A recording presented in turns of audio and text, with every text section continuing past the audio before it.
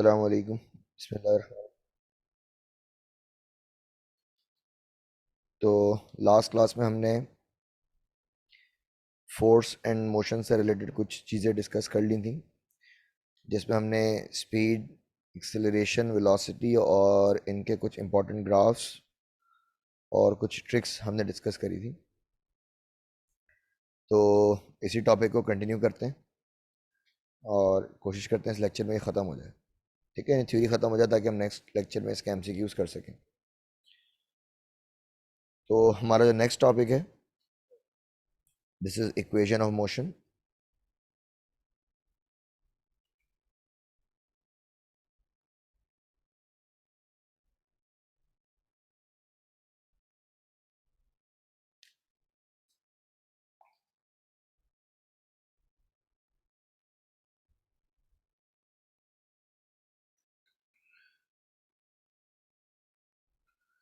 Okay, देखिए वैसे तो एक बहुत सिंपल सा और आसान सा टॉपिक है, लेकिन इसके क्वेश्चंस थोड़ा सा तंग करते हैं।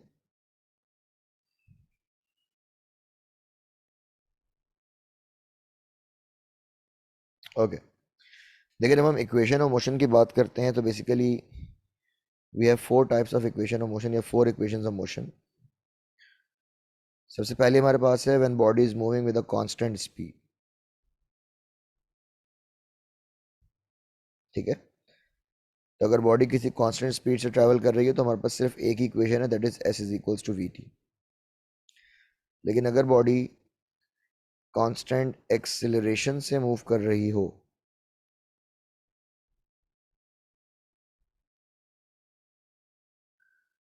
तो फिर हमारे पास इक्वेशंस ऑफ मोशन ज़रा डिफरेंट होती हैं।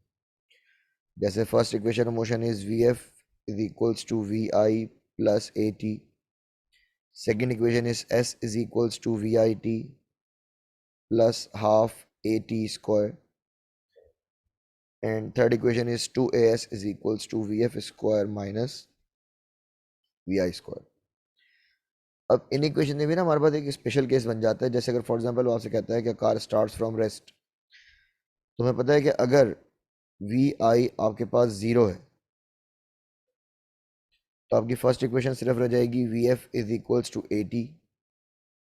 सेकेंड इक्वेशन रह जाएगी S is equals to half A T square, जो कि बहुत इंपॉर्टेंट इक्वेशन है, इससे हम काफ़ी क्वेश्चन सॉल्व करते हैं। और अगर ड्रॉप का केस है तो वी आई ज़ीरो कर लेते हैं, और अगर नीचे से ऊपर थ्रो करते हैं तो वी एफ ज़ीरो कर लेते हैं। तो इस तरह से यहाँ पर भी हमारी इक्वेशन रिड्यूस होकर रह जाती है two A S is equals to V F square. यानी यहाँ से हमें ये वाली बात भी समझ में आती है कि जो डिस्टेंस कवर होगा it is directly proportional to the square of velocity. यानी अगर मैं वेलोसिटी को डबल करूँगा तो डिस्टेंस 4 टाइम्स हो जाएगा, अगर मैं वेलोसिटी को 3 टाइम्स करूँगा तो डिस्टेंस 9 टाइम्स हो जाएगा। तो ये वाली बात भी हम यहाँ से क्लियर कर सकते हैं। फिर इन्हीं इक्वेशंस को हम यूज़ करते हैं इन मोशन अंडर ग्रेविटी।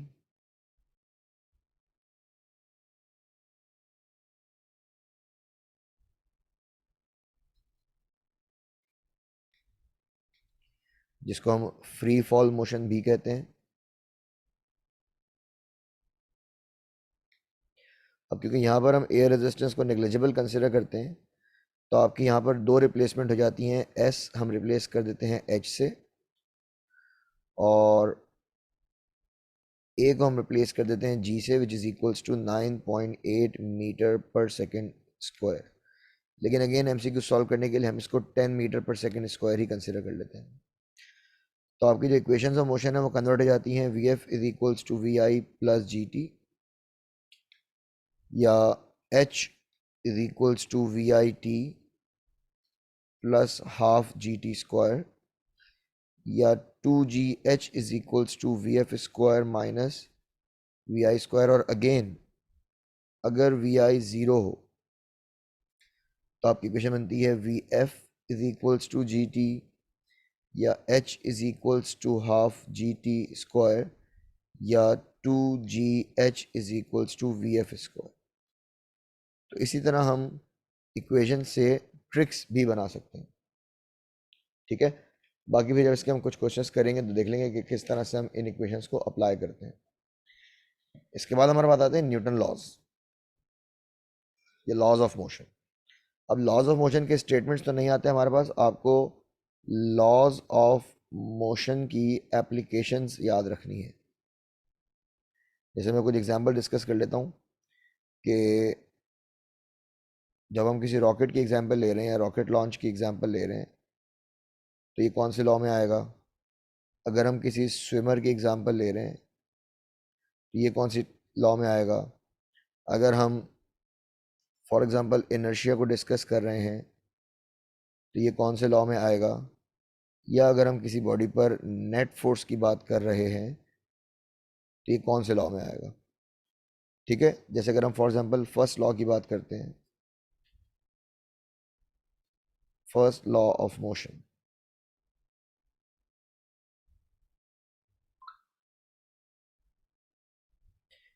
तो जहन में रहे कि इसको हम लॉ ऑफ इनर्शिया भी कहते हैं। इनर्शिया का मतलब है किसी बॉडी की वो प्रॉपर्टी जो उसकी स्टेट में आने वाले चेंज को रेजिस्ट करे। ठीक है, और इस बात से भी हम पूरी तरह वाकिफ़ हैं, हम पहले भी डिस्कस कर चुके हैं कि it only depends upon mass of object. जितना ज़्यादा मास होगा इनर्शिया उतना ज़्यादा होगा।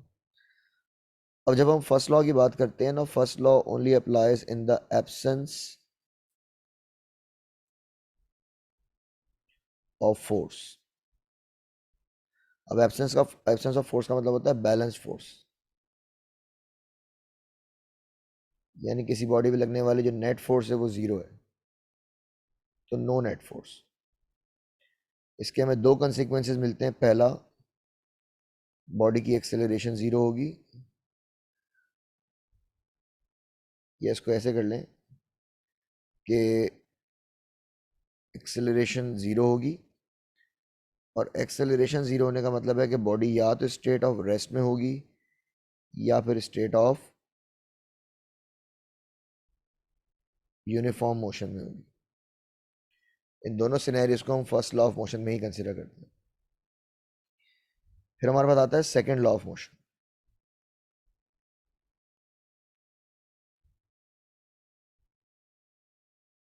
सबसे ज़्यादा इंपॉर्टेंट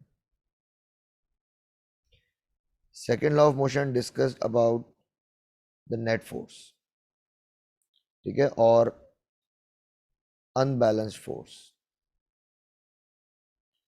अब ये अनबैलेंस फोर्स क्या होती है इसको समझ लेते हैं पहले, ताकि फिर हम अपने काम को आसानी से कर सकें।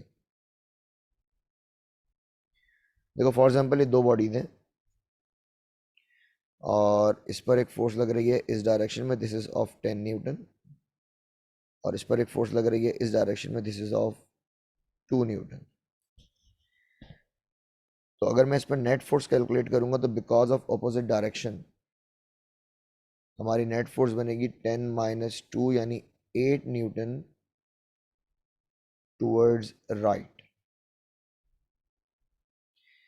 इसी तरह अगर सेकंड केस में हमारे पास दो फोर्सेस हैं, एक 8 न्यूटन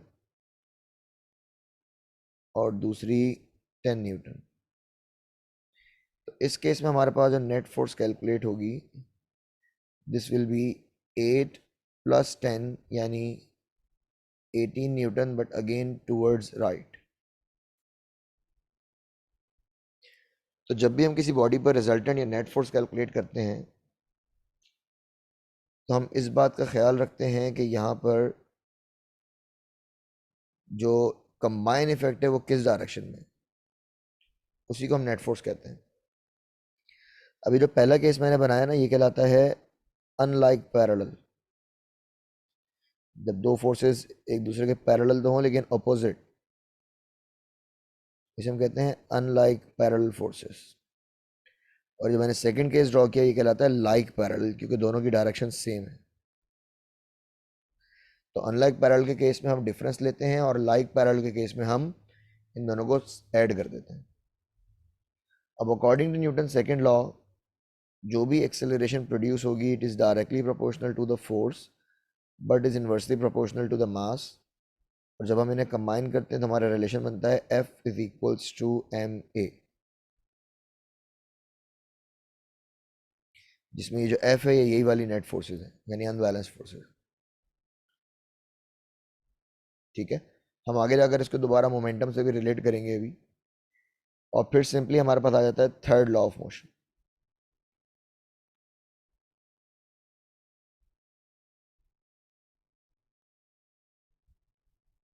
जो कि बहुत सिंपल सा है कि to every action there is an equal and opposite reaction, यानी action must be equals to negative of reaction, या reaction will be equals to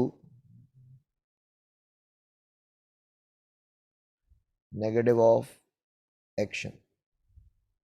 यहाँ पर कोई कैलकुलेशन तो नहीं, लेकिन एग्जांपल आ सकती है, जैसे रॉकेट लॉन्च हो गया या ये स्विमर हो गया, तो ये किस टाइप में आ सकते हैं, तो इनको आप थर्ड लॉ से भी एक्सप्लेन कर सकते हैं। तो इस तरह के हमारे पास कुछ एग्जांपल क्वेश्चन आ सकते हैं। अब इसके बाद इससे रिलेटेड जो बहुत सिंपल टॉपिक हमारे पास है वो है momentum.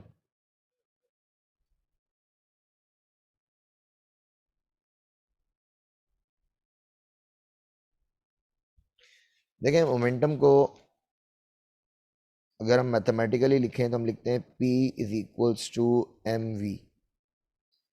This is the product of mass and velocity, और क्योंकि वेलोसिटी वेक्टर है तो मोमेंटम को भी वेक्टर कंसिडर करते हैं। और अगर हम इसको क्वांटिटेटिवली या क्वालिटेटिवली अगर हम इसको डिस्क्राइब करें तो हम लिखते हैं it is the quantity of motion present in a body. लेकिन इसको ना हम न्यूटन सेकंड लॉ से भी रिलेट कर सकते हैं। जैसे अगर फॉर एग्जांपल मैं फोर्स का फॉर्मूला लिखता हूँ तो F is equals to M A, और मैं ए की जगह लिख सकता हूँ delta V upon delta T. आप चाहें तो इस डेल्टा वी की जगह इसको ऐसे भी लिख सकते हैं M V F minus V I upon delta T. और जब आप इसको सॉल्व करेंगे तो आपका फॉर्मूला बन जाएगा M V F minus M V I upon delta T, या फिर delta P upon delta T. तो एट दी एंड हमारे पास यहाँ से लेके और ये इतनी लंबी चेन चलने के बाद जो एंड में फॉर्मूला बनता है, this is F is equals to delta P upon delta T. और हम इसको इस तरह से भी डिफाइन कर सकते हैं कि this is the rate of change of linear momentum, यानी एक सेकंड में किसी बॉडी का कितना मोमेंटम चेंज हुआ, इसको भी हम फोर्स कह सकते हैं। तो बहुत सिंपल सी चीज़ है, अगर मैं यहाँ से डेल्टा पी को अलग कर लूँ तो this will be the change in momentum F multiply by delta T. अब मज़े की बात यह है कि यहाँ पर ना इस फॉर्मूले से दोबारा हम एक और ख़ास चीज़ एक्सप्लेन करते हैं जिसे हम कहते हैं इम्पल्स। अब इसका लॉजिकल क्वेश्चंस भी हैं हमारे पास और कैलकुलेशन बेस भी हैं। देखिए, हम पहले कुछ दो तीन सिनेरियो डिस्कस करते हैं। फॉर एग्जांपल, जैसे अगर आप समझ लें कि ये एक बॉल है और लेट्स से ये एक फुटबॉल है।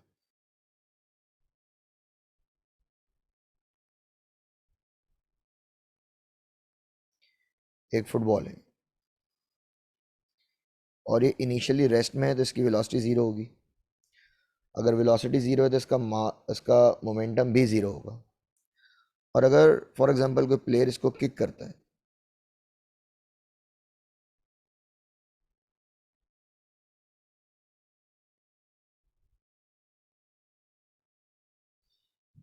तो अब देखें जब इसको प्लेयर किक करेगा तो किक करते वक्त जो फोर्स अप्लाई होगी वो फोर्स इस बॉल पर जिस ड्यूरेशन के लिए एक्ट करेगी वो होगा डेल्टा टी। यानी बहुत शॉर्ट इंटरवल ऑफ टाइम है ये। जो टाइम ऑफ कांटेक्ट है इस फोर्स का इस बॉल के साथ या इस पाँव का इस बॉल के साथ बहुत कम है। और जब इस बॉल को किक करेंगे तो ये बॉल एकदम शूट करती हुई जाएगी, भागती हुई जाएगी। और जब ये इस फुट से अलग होगी तो इसकी स्पीड बहुत ज़्यादा हो जाएगी, इसका मतलब इसका मोमेंटम बहुत ज़्यादा हो जाएगा।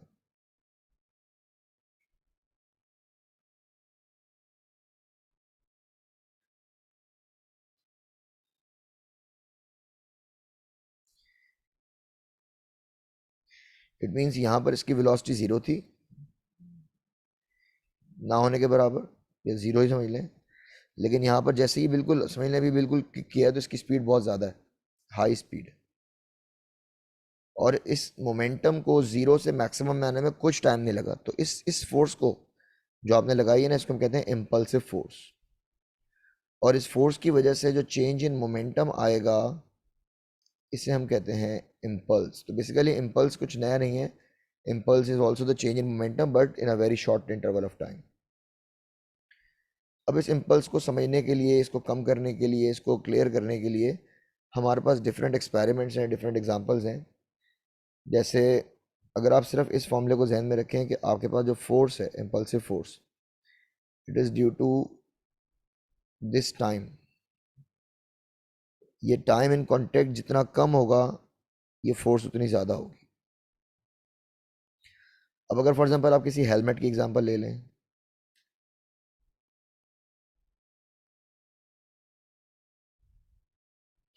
आप किसी एयर बैग की एग्जांपल ले लें जो कि गाड़ियों के अंदर इंस्टॉल हुए होते हैं एक्सीडेंट्स के लिए। तो हेलमेट या एयर बैग का काम क्या है कि ये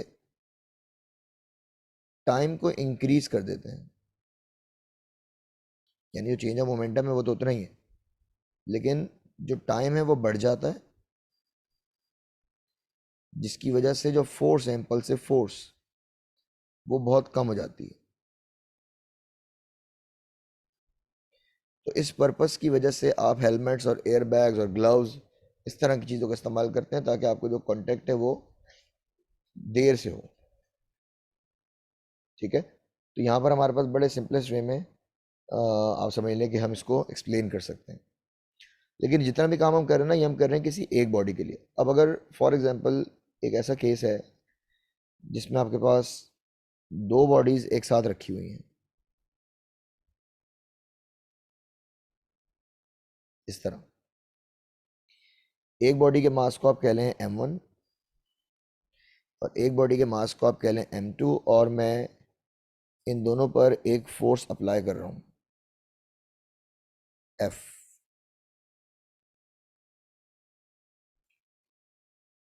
ठीक है, अब जाहिर सी बात है इन दोनों बॉडीज में फोर्स डिस्ट्रीब्यूट होगी, लेकिन क्योंकि मासेस अलग अलग हैं तो इनका अपना पर्टिकुलर कोई ना कोई रेशो होगा। तो आप अगर रेशो याद कर सकते हैं तो रेशो याद कर लें, या अगर आप डायरेक्ट फॉर्मूला याद कर सकते हैं तो आप डायरेक्ट फॉर्मूला याद कर लें कि बॉडी ए पर जो फोर्स लगेगी, यानी m1 पर जो फोर्स लगेगी, उसको मैं F1 कह लेता हूँ। ये F1 बराबर होगी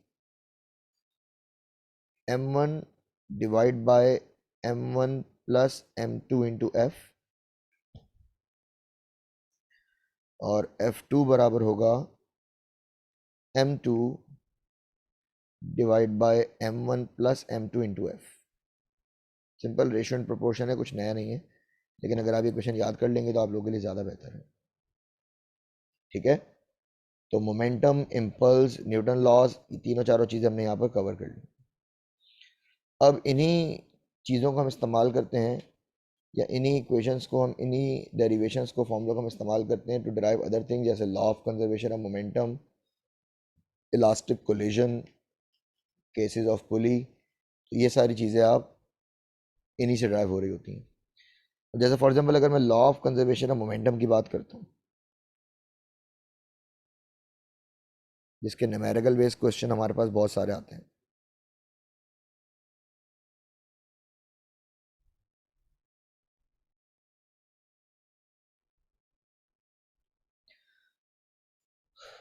तो according to law of conservation of momentum हम बहुत सिंपल सी बात करते हैं कि फॉर एन आइसोलेटेड सिस्टम,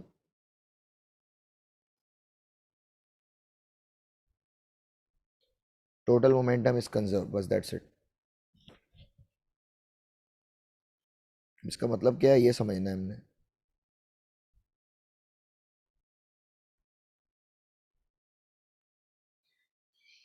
अब देखें, जब हम आइसोलेटेड सिस्टम की बात कर रहे हैं ना, तो isolated means no external force, तो F is zero, and momentum is conserve means initial momentum is equals to final momentum.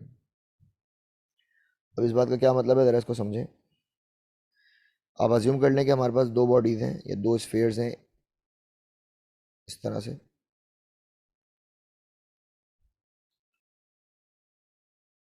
ठीक है, डायरेक्ट ड्रॉ कर लेते हैं।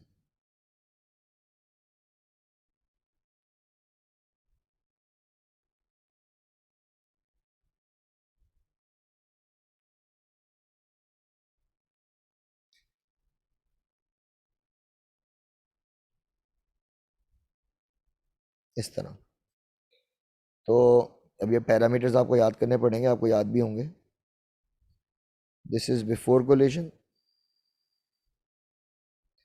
And this is after collision. तो इसके मास को हम कह रहे हैं m1, m1, m2, m2। अब initially this body is moving with velocity u1 and this one is moving with velocity u2, और हमने एक कंडीशन अप्लाई की है that u1 is greater than u2 ताकि कोलिजन हो सके। तो जब ये कोलिजन होगा या आप दूसरे के टकराएंगे तो डेफिनेटली एक दूसरे पर फोर्सेस अप्लाई करेंगे, जिसकी वजह से इनकी वेलोसिटीज चेंज हो जाएंगी। तो बिफोर द कोलिजन हम वेलोसिटीज को u1 और u2 से शो कर रहे हैं, जबकि आफ्टर द कोलिजन हम वेलोसिटीज को v1 और v2 से शो कर रहे हैं। तो according to law of conservation of momentum हमारे पास जो डिराइव्ड इक्वेशन है वो ये है कि m1u1 यानी momentum of body A plus m2u2 is equals to m1v1 plus m2v2। तो this is the total momentum before the collision and this is the total momentum after the collision. ठीक है, मैं ज़्यादा डिटेल में नहीं जा रहा, इसके हम क्वेश्चंस करेंगे।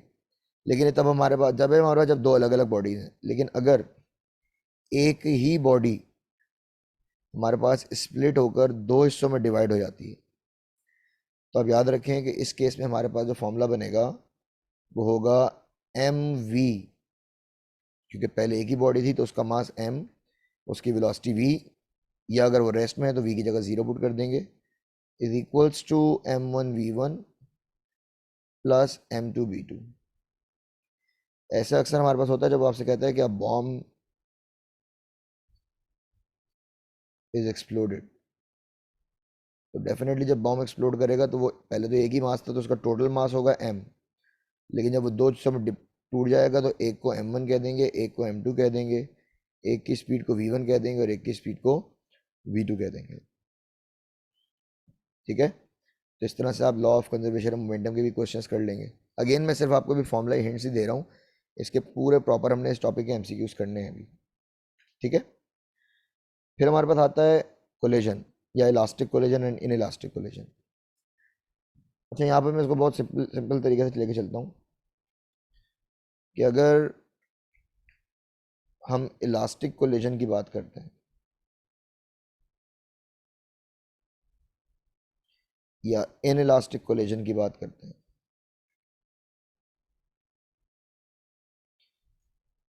तो अक्सर भूल जाते हैं लोग कि कैसे याद किया जाए।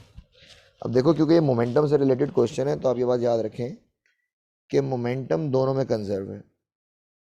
मोमेंटम मोमेंटम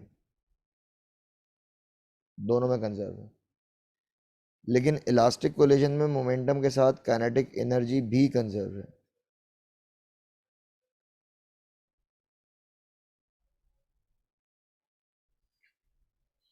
लेकिन इन इलास्टिक कोलिजन में सिर्फ मोमेंटम कंजर्व है, लेकिन जो काइनेटिक एनर्जी है ये वेरी करती है, ये चेंज होती रहती है। ठीक है, और फिर इलास्टिक कोलिजन पर ही हमारे पास फाइनल वेलोसिटीज के लिए कुछ इक्वेशंस हैं। तो मैं बस वो दोनों इक्वेशन लिख देता हूँ आपके पास कि इलास्टिक कोलिजन के केस में हमारे पास जो वेलोसिटीज के फॉर्मूले हैं v1 is equals to bracket m1 minus m2 divide by m1 plus m2 u1 plus इसी तरह bracket 2m2 divide by m1 plus m2 u2। फिर हमारे पास v2 का फॉर्मूला है 2m1 divide by m1 plus m2 u1 plus m2 minus m1 divide by m1 plus m2 u2। तो ये हमारे पास दो वेलोसिटीज़ के फॉर्मूले हैं, लेकिन इनको आप अच्छे से देख लीजिएगा। अच्छा, इससे कुछ केसेस आते हैं, उसमें से एक स्पेशल केस है जिसमें आपसे कहता है कि a light body collides with an heavy object. ये एक स्पेशल केस है। फॉर एग्जांपल इसके मास को आपने m कह लिया और इसकी वेलोसिटी को v कह दिया। अब ये बात ध्यान में रखें कि जब ये इस दीवार से टकराकर बाउंस बैक करेगा तो मास पर तो कोई फर्क नहीं पड़ेगा, लेकिन अगर उसने बाउंस का वर्ड यूज किया है, बाउंस बैक, जिसका मतलब है कि इसकी वेलोसिटी को आप माइनस वी कंसिडर करेंगे। यानी अगर हम इसे इनिशियल वेलोसिटी कह रहे हैं और इसे फाइनल वेलोसिटी कह रहे हैं, तो अगर मैं इनिशियल वेलोसिटी को 5 मीटर पर सेकंड कंसिडर कर रहा हूँ तो मैं फाइनल वेलोसिटी को -5 मीटर पर सेकंड कंसिडर करूंगा, और अक्सर ये इस फॉर्मूले में इस्तेमाल होगा जहां पर आपको फोर्स कैलकुलेट करनी होगी। ठीक है, तो इस तरह मोमेंटम और फोर्स का भी आपका एक बड़ा टॉपिक कवर हो जाएगा। अब इसके बाद पुली के कुछ केसेस हैं और इंक्लाइन प्लेन का एक छोटा सा टॉपिक है, तो वो आप लोग देख लीजिएगा। उसके इतने खास न्यूमेरिकल है नहीं, लेकिन इंशाल्लाह फिर हम जब वो एमसीक्यूज करेंगे तो उसमें उसको हम कवर कर लेंगे। तो यहाँ पर आपका फोर्स एंड मोशन का भी टॉपिक काफ़ी हद तक कवर हो गया। अब हम इसके एमसीक्यूज करेंगे। ठीक है, चलें, अल्लाह हाफ़िज़।